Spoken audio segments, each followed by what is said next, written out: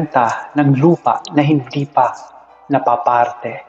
Para sa iyong kaalaman, ayon sa kasong Juan Cabrera and Henry Asak sa GR number 166790 noong November 19, 2014 na pinonentehan ni Honorable Associate Justice Marivic Leonen na dinesisyonan ng Korte Suprema, maaaring mapawalang bisa ang pagbebenta ng iyong kapitbahay sa iyong kapatid sa takdang bahagi ng isang lupang hindi pa nahahati at naipamamahagi sa kanila bilang mga co-owner nito.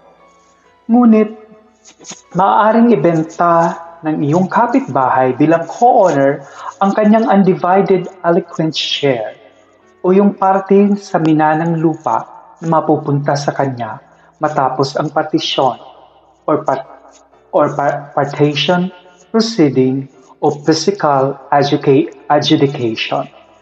Ang iyong kapatid na nakabili ng isang parte ng nabag na lupa ay magiging co-owner ng mga kapatid ng iyong kapitbahay.